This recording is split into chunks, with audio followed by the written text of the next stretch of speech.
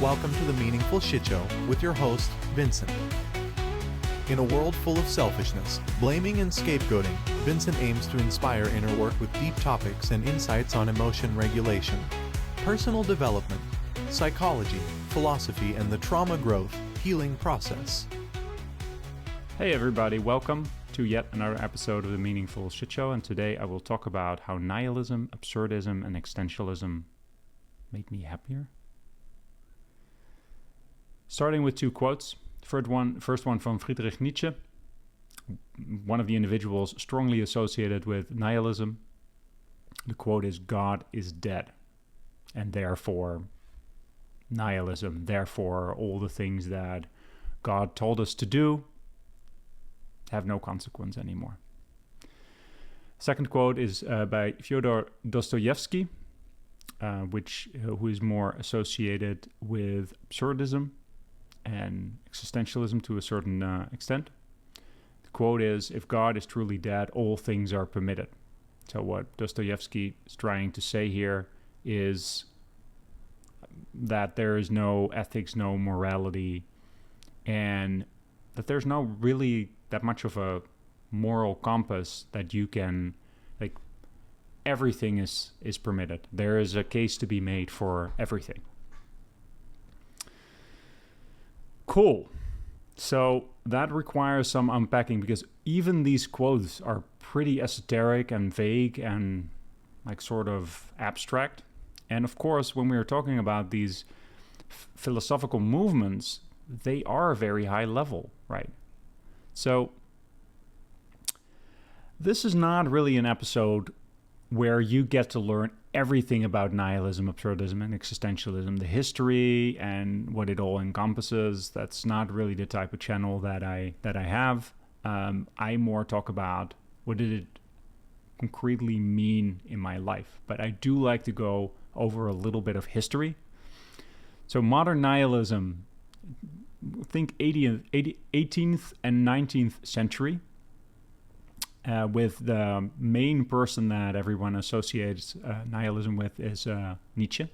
So Nietzsche saw nihilism as the result of the decline of religious and metaphysical certainties, hence God is dead.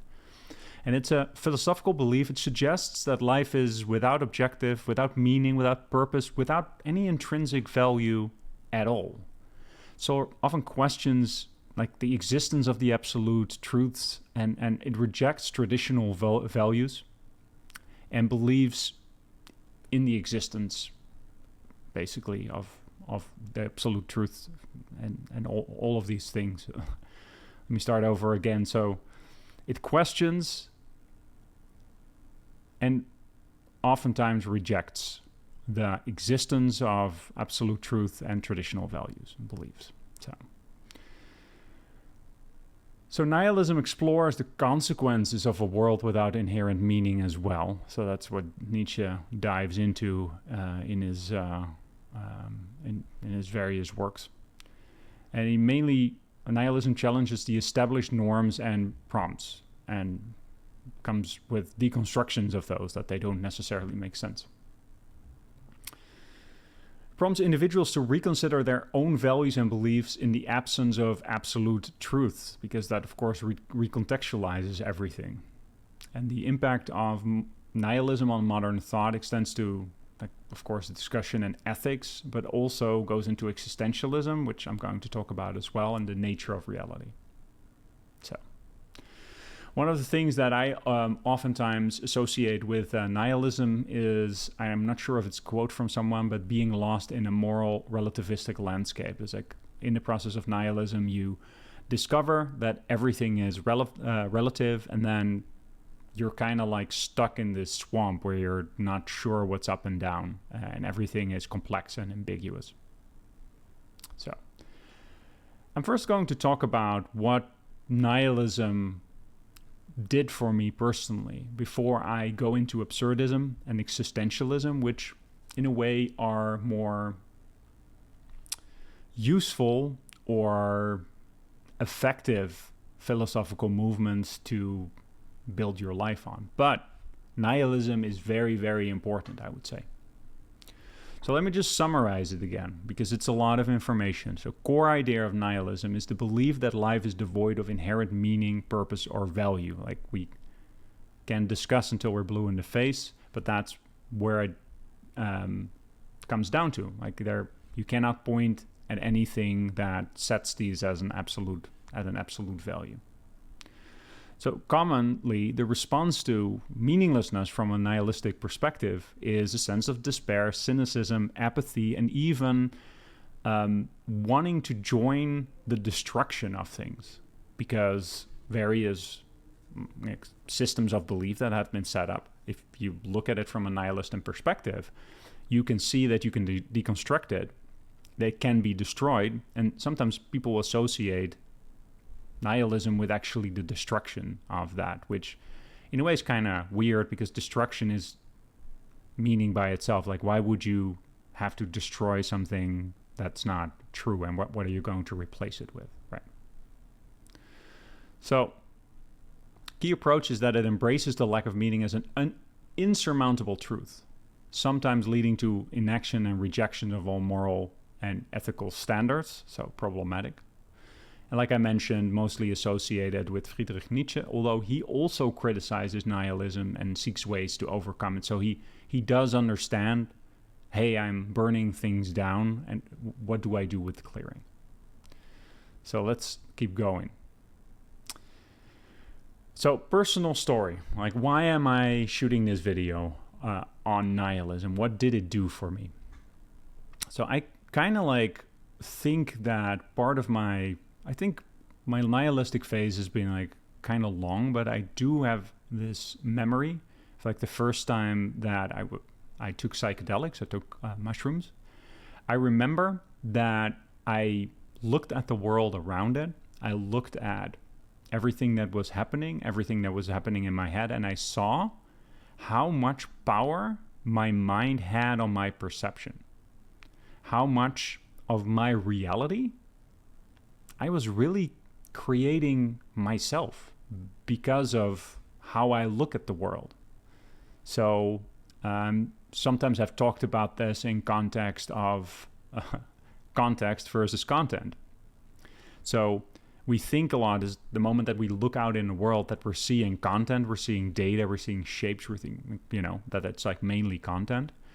But really, there's a lot of data that like sort of like flows into our eyes, but it goes through a filter, very fascinating subject to dive into as well, like how that filter exactly works. There's like various layers to it, but I'm not going to go into that. But what it comes down to is that these layers add a lot of context so that we don't have to do a lot of like sort of processing when we see a ball. We kind of already know it's a ball, and even if we're not seeing certain properties of that ball, our mind kind of like fills it in. It's not important. We've concluded what it is, so we're not analyzing it anymore.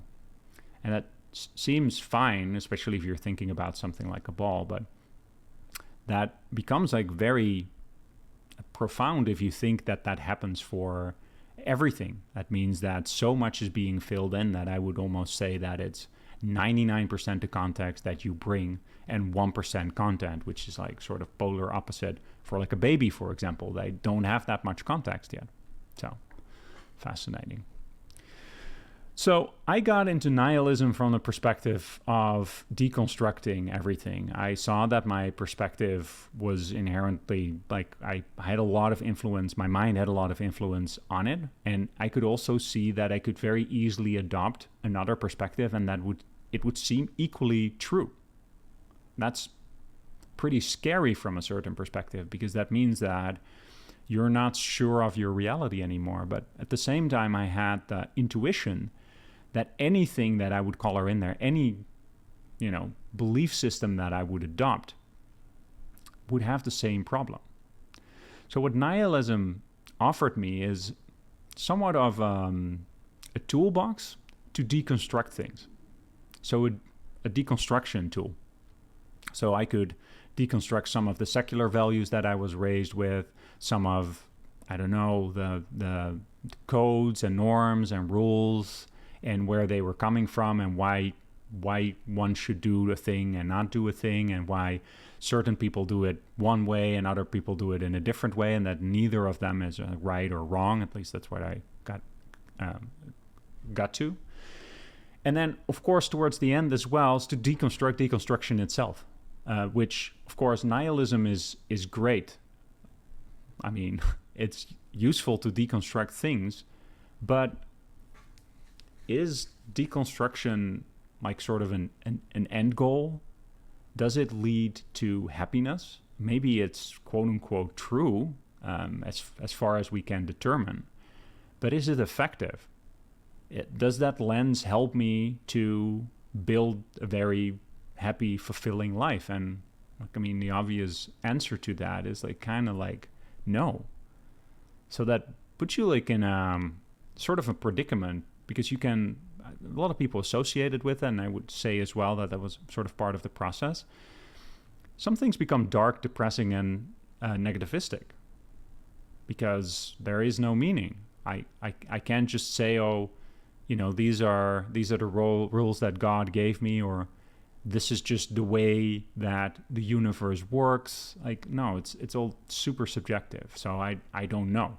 And especially if I adopt the nihilistic perspective, that tells me that even if I go looking for meaning, I will never find it. Now, that's of course like sort of a fallacy by itself, because the searching of meaning one always has to do by themselves. You can't really, you could trust a book on that, but like, why would Nietzsche be right? Did he do everything? So there's still homework on my end. So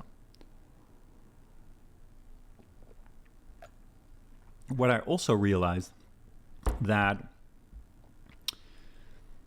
this problem that you can deconstruct these concepts is inherent to any conceptual system. It's inherent to language, because a conceptual system, like the map is not the territory. So that the map can never describe the entire territory, because there would be no point of having the map, right? You could just be in the territory by itself.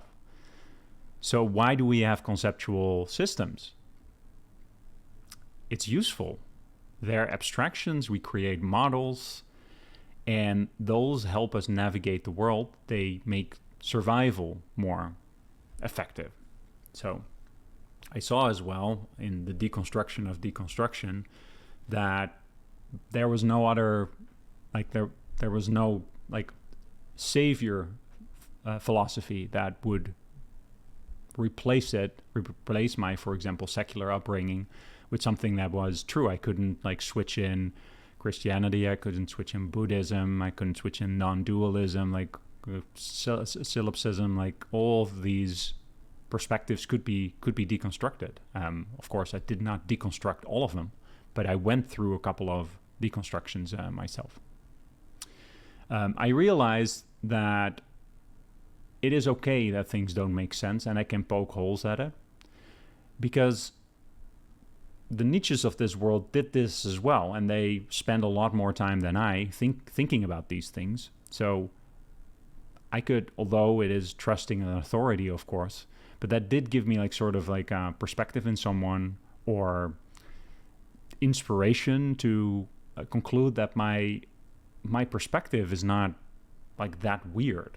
So that was like kind of sort of nice. So I always like it, and this is great of the age that we live in, that we can always sort of check if someone else has been having the thoughts that we just had, and if someone else thought about that and like made a philosophy out of it. And usually that's the case. It's fascinating. So let's go through like examples of deconstruction that were important for me. So one of the deconstructions that I did for myself was the materialistic paradigm, because that's what I was very much like raised to believe, and most of us in the Western world are. It's almost like the moment that you can start touching the materialistic paradigm, like I feel like something icky coming over me, like it's something that you're not supposed to do. You're not supposed to like lift that part of the curtain. There's, you know, we all know that there's like, you know, trickery behind it, yet we're all in this business of like not calling out the trickery. So, because what the materialistic paradigm and like sort of science, which like the two I feel like are very interwoven, it really comes down to a lot of observation and measurement and models that are made. Because like what is materialism? Like I don't have a full exhaustive definition for you, but it buys into that the universe is made of matter. There's quarks and gluons and atoms and molecules and all of these things that we can't really see, but we can use science to prove, quote unquote, prove that they are there, because we model out, well, if they would exist and we would conduct such an experiment, they would react such and such, and then we carry out that experiment, and then the moment that our predictions coincide with what we measure, we know that our model is holding water. Now, of course, there's like a little bit of a problem there, and that is we can have a bunch of phenomena that happen, and we can have a bunch of models explaining them. And that's, of course, what you see on the cutting edge of science as well. And even in weather modeling, like there's just different models that work in different ways and are predictive in some ways and not predictive in other ways. So that doesn't mean that, for example, weather or quantum mechanics necessarily is one specific way. There's just different ways of modeling it. So in other words, like if I have the territory, I can draw a map that maps like sort of the altitude, so I can navigate the hills and stuff like that. But maybe I need a map that navigate or that highlights the waterways and how deep they are, because I actually have a boat, right? So both are true, both are predictive. The analogy is not perfect, but you get what I mean. You can focus on different aspects, and different aspects can still be useful. And that's ultimately what science does. In a way, people say, okay, science discover what's true. And I kind of like questioned or I deconstructed that. And it's like, no, it doesn't really have necessarily anything to do with truth as of such, but it has to do with usefulness and predictability. Because science, it could ask a lot of questions that are not useful. And of course, the hypotheses that we end up doing research into are the hypotheses that are useful, that have like humanity stands to gain something with that. So there's a bias. There's a survival bias. There's a funding bias. There's a career bias. So it's a biased system, just like every other system. So other things that I broke down is, of course, like observation itself, how prediction works, statistics and probability, what those really are and are not, right? Like statistics and probability is actually like sort of interesting. It's like definitely some sort of like a meta truth, but it's not really like true in the world itself. Like if you assign probability, like if you really look at it, probability doesn't really exist from a certain perspective, because things happen in a particular way. From our perspective of being, interacting with time the way that we do, for us, probability exists and it's useful, because then we know like what things that we measure could do. And because we can measure that over time, we can do different experiments, we can create this whole school of probability, which is useful. But if you try to switch your thinking in a different way, you can sort of see like the human bias in there. And in a way, I would say that probability is it's a model, it's an abstraction, it's a meta thing that we create, but it doesn't really have like this core substance that's actually in reality. It's a way of talking about reality, which is interesting. If probability doesn't really, quote unquote, exist, I hope that you can switch your mind in thinking about it in that way. I find that fascinating, to realize that probability is a higher order thing, Subject-object paradigm, of course, like how can I observe something when I'm part of the thing that I'm observing? Like we're all part of a system. So these are like one of these like sort of like quote unquote dirty secrets of science. I feel like don't lift that a curtain, like people would poo-poo you. Because the moment that you start questioning that, you can't do anything anymore, right? Like it's like biting your own teeth, as Ellen Watts says.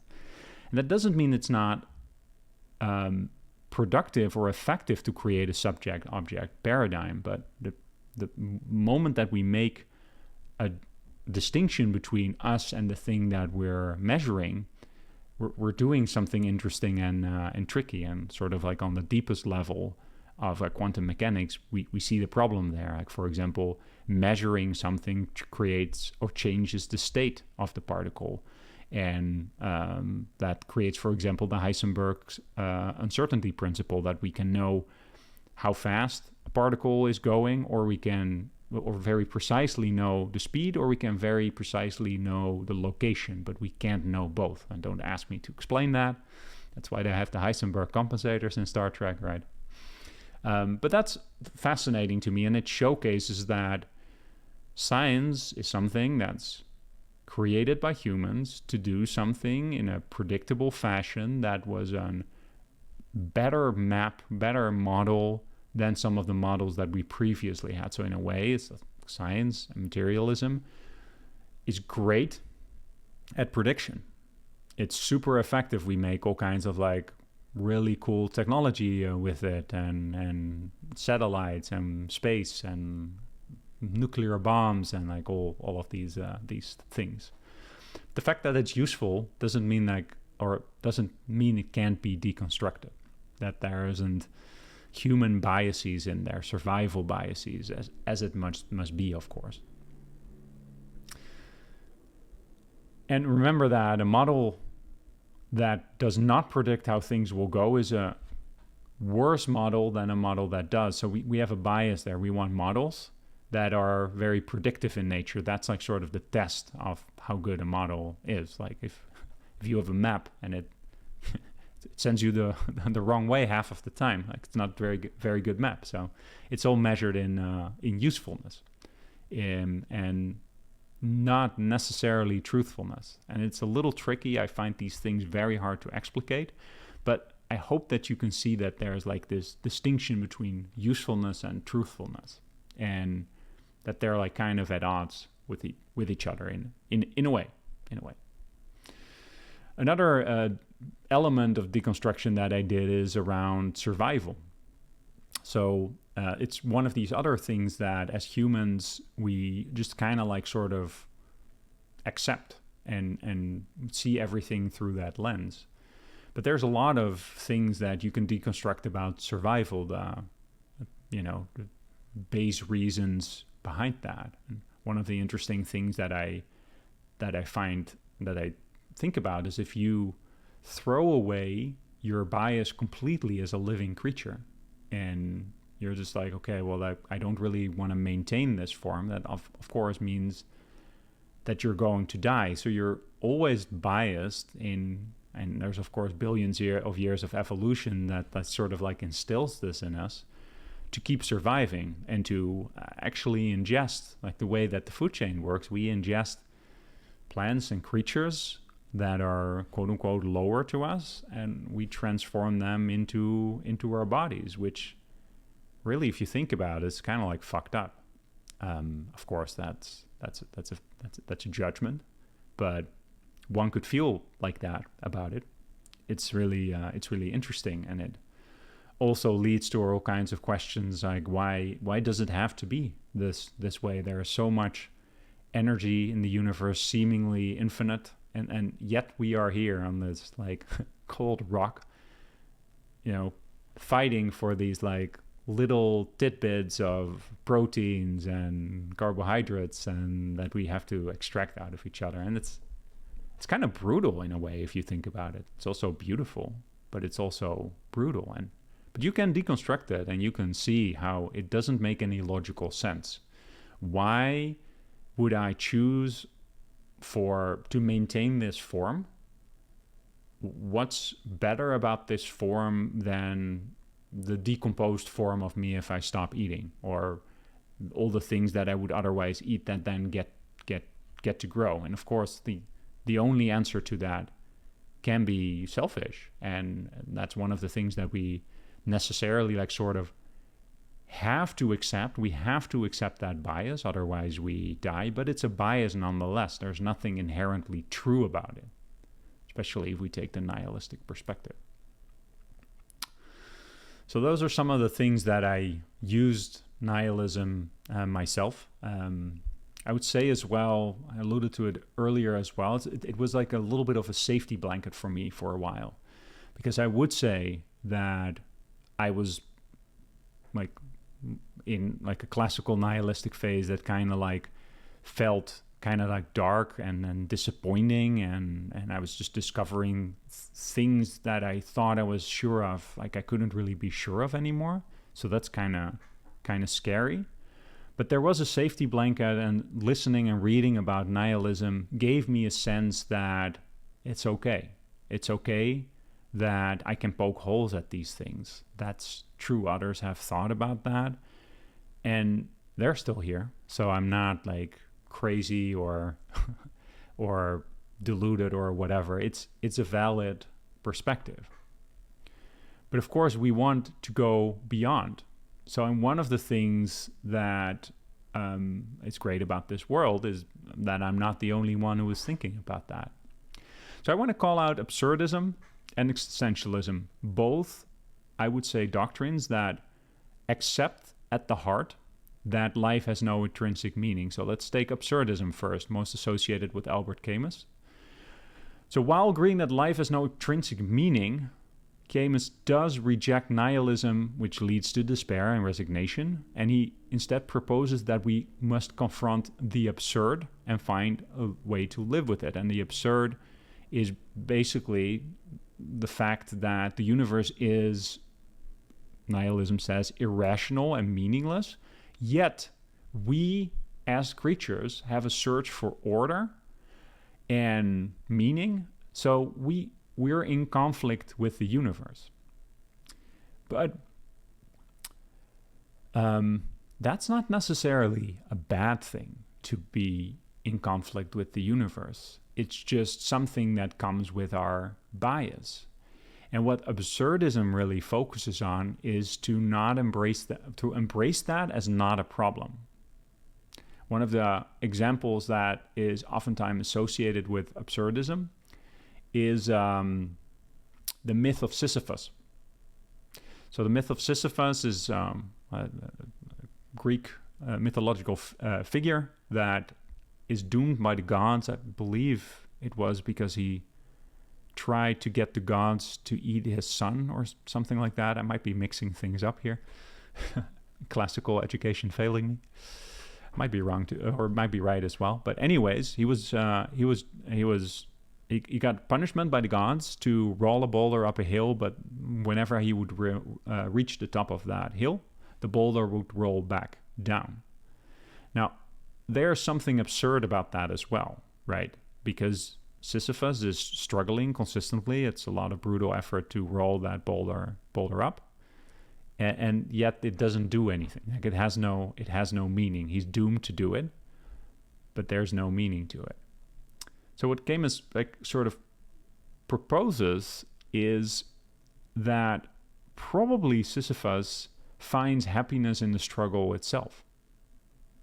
Of course, he goes into more detail that I can write right now, but I hope that you can sort of get in that mind space where initially you frame something as extreme suffering, but then if you sort of recontextualize it and compare it to other parts of life, maybe it's actually not that bad. You have a lot of security of what's going on. Yes, it's grueling work, but you know what that is.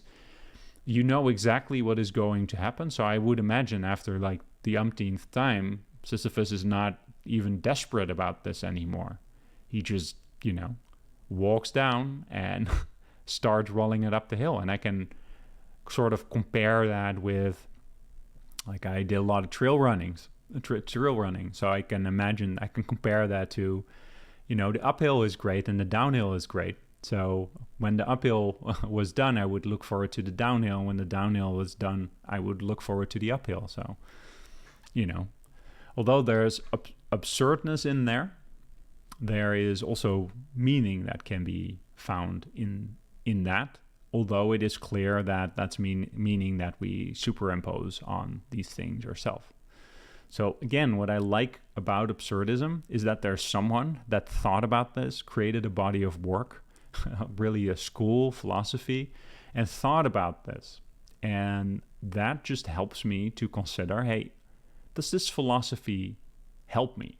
Does it help me to think about these moments where I'm feeling, I'm feeling that struggle, I'm feeling that friction between the meaninglessness and the fact that I want meaning?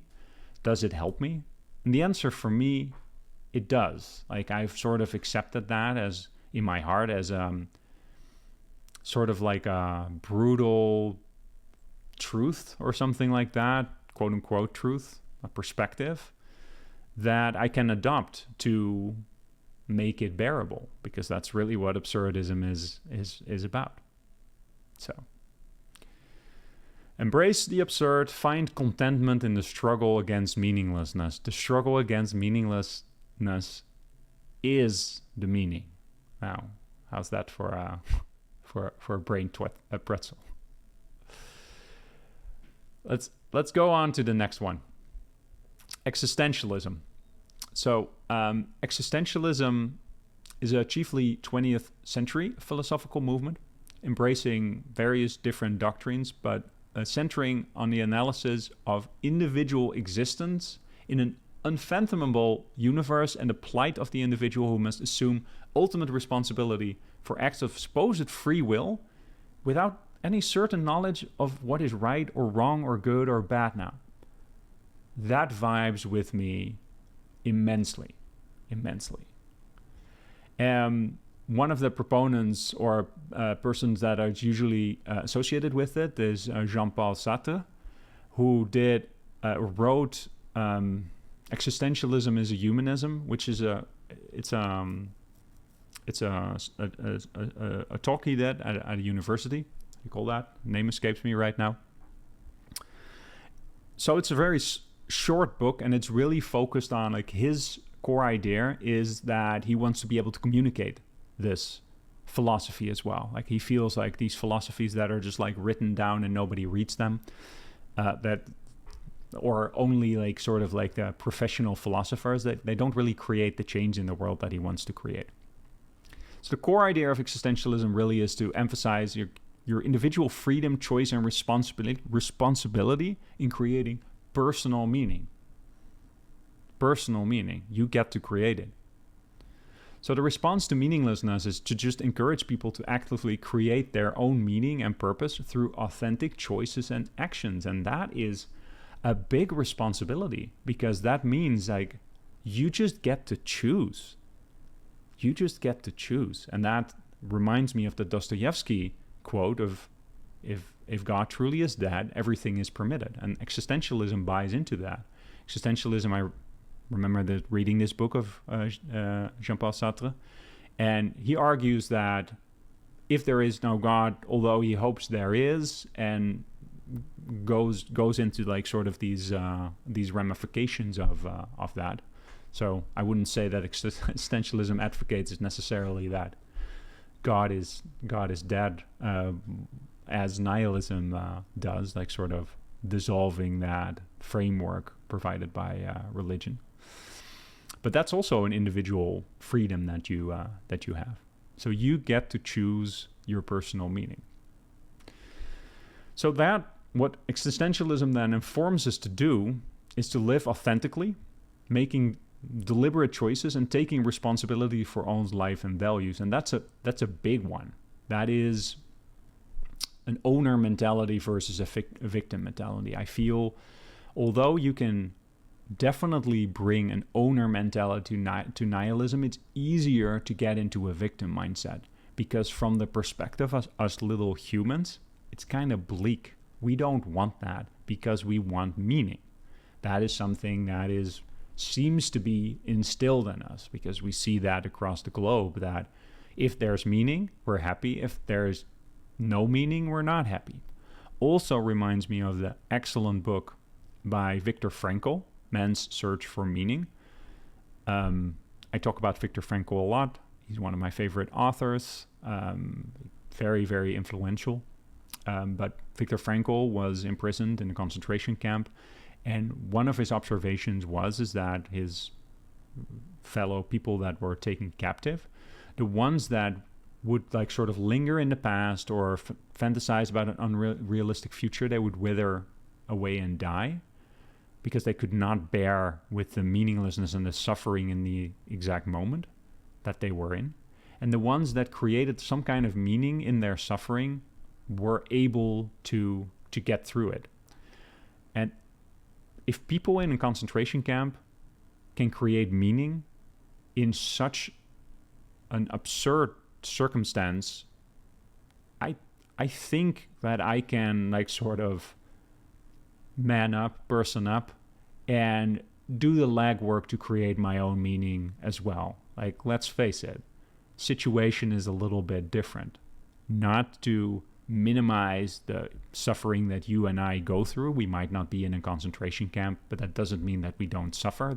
It's always relative. So it's not an thing to feel guilty about. That's not the purpose, but it's an inspiration. I feel like it's an inspiration that there are people that create meaning, and those people, like, I wouldn't say thrive in a captive situation, but at least they survive. So existentialism, therefore, resonates with me a lot. And as far as I'm concerned, it is not at odds with nihilism. And this is what I like about it. They work together. They basically say is like, yes, there is no meaning. Correct. We cannot find it in the universe. But, of course, existentialism gives us that road forward to actively create our own meaning. Now, how do we do that? That ties into all of the different work that I've already talked about. In a way, when I started with my episodes on values and beliefs, that's what comes after this. In a way, it is great to start doing this work once you've identified that some of the values and the web of beliefs that we grew up with, to accept that or to discover that it's horseshit, that it can be deconstructed, and then picking up the pieces again and constructing the meaning that feels right to us based on our values. And probably that will mean is that we pick up a lot of the pieces of the things that we just deconstructed, not because they're true, but because we like them. It fits us. It, matches the color of our soul. And no longer do we have to defend those things and judge other people for making different choices, because now we know, no, it is all completely arbitrary, and we have to choose things that fit in our own personal meaning.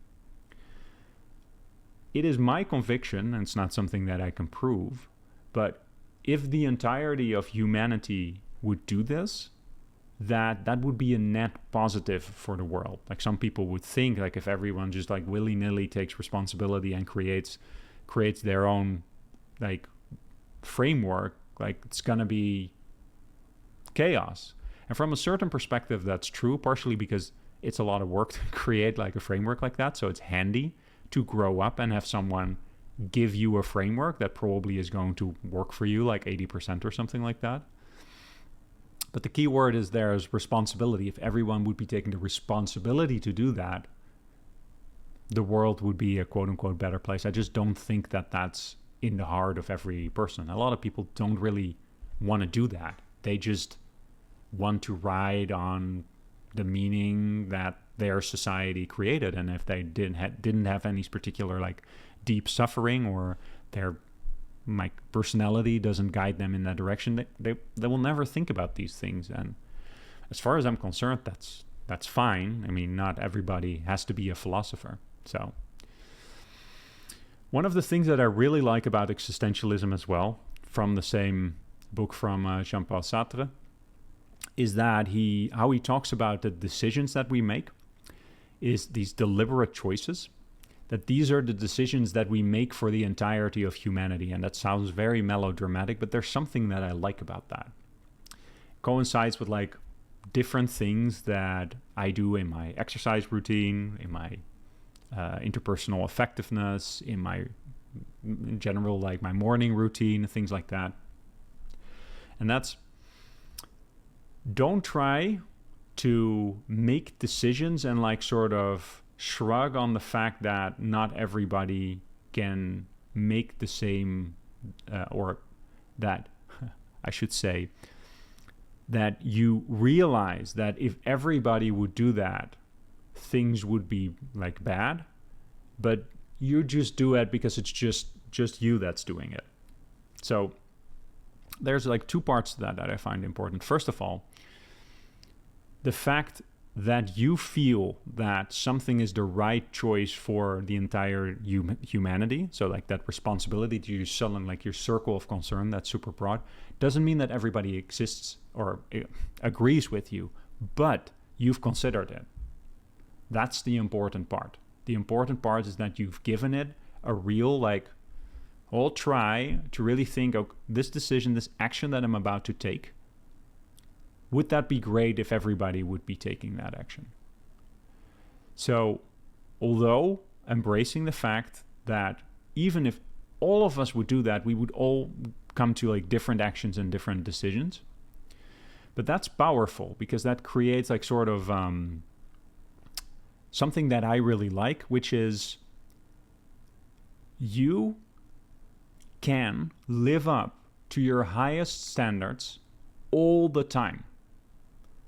It's not like, you know, like a fad diet where you're just eating healthy for 2 weeks and then you lose a couple of pounds or stones or whatever, where you are in the world, kilos, and then you switch around and just do the same thing again. Like that's in my perspective, like that doesn't work. It's like stupid, and it creates like this acting in and acting out dichotomy. And if you look back at my episode on addiction, there's a lot that I talk about the acting in, acting out paradigm. But what we're trying to do is live within integrity all of the time. That does mean that we have to create standards and values and rules and routines that are sustainable, right? You can't go from never working out to working out 7 days. It doesn't work. Like you have to embrace that it's a journey, that it's a path. Having that mindset, that understanding that you're choosing your path with like a sense of gravity, like you are choosing this for the entirety of humanity, like you are really making you're making God's choice, deciding on your path, not your goal, not where you're going to end up, because we can't control that, right? It's about the path, like the routines, like, and everything that I talk about in other episodes that is so important for a sense of meaning, is to work towards a distinguished goal. Like it's very essential. And these goals are arbitrary. It doesn't matter. You pick one. Which I'm partially sitting on Jordan Peterson's chair now. Like he talks about this a lot. Like research shows that people that are working towards a distinguished goal, a goal that always like sort of moves away from them, they're getting closer, but they never quite attain it. They're happier because you're constantly in a state of, you're going for something, you're seeing that you're making progress, yet you're never like kind of like done. So because if your goal is like very like, you know, checkbox kind of thing, it's like, I want to work out 10 times in my life, like, and you know, after time 10, like it's like, okay, and now what? So it's important to design these goals in such a way that they always balloon, they always stretch, which partially sounds like Sisyphus. Yes, you're constantly pushing a rock up a hill, and then it rolls down, or you discover actually you're not at the peak of the mountain, there's a peak after that. Now, that analogy works beautifully. And I think that in that situation, a ton of happiness is there. Discovering that there is a peak, celebrating the fact that you reached the peak, but going for the next one or for the next iteration, the fact that it rolls down the hill doesn't really make that much of a difference, really, right? Because you can see as like it rolls down the hill, and then you get to push it up the hill yet another time. So you did it 100,000 times, and now you get to do it 100,001 times. So there's always something, that can be created and can still be meaningful. So it requires a little bit of mental gymnastics, a little pretzeling of the mind, but I hope that you feel the power of this and divine responsibility that you can accept, at the same time knowing that you're going to make mistakes in accepting that responsibility, but that's okay. It's about being on the path. It's not about being like a Buddha tomorrow. No, it's about really being serious about your path and really trying to choose your path like you're choosing the path for the entirety of humanity, and not just you're choosing the path for you and you're just like, know that you're not making the best choices, but you're just kind of like, oh, I hope other people make better choices. So I think that's super powerful. One other thing that I want to highlight here is that although if you adopt a mindset like that, oftentimes what will be the funny thing is that the things that you do are not drastically different. They're probably going to be 1% better or something like that, or so it doesn't create this huge effect right away, but it will create a compounding effect. So that's another reason to be gentle in this process. Like when you adopt, and it takes time to, of course, to adopt a new philosophy, it's, again, you don't become a Buddha in a day, and you will never become a Buddha, because that Buddha is a symbol, and you can never get there, and that's like kind of the point. Or you can get there, you're already there, right? Like you are already the Buddha, so you're already done. Like, I mean, I don't know. I'm talking about the path of enlightenment in this case. So there's all kinds of like strange loops there and paradoxes, and they are all there by design. They're supposed to be there. So, okay, I think that's where I'm going to round it up. As you can notice, I get like really, really enthusiastic about these things because it brought me a lot in life. I hope I did justice talking about that. I hope I communicated the passion that I feel for these things, and I definitely hope that it will contribute to lives down there, because that's what I do on my divine path. So this has been Vincent for the Meaningful Shit Show. Thanks for tuning in, and I will see you next time. See ya.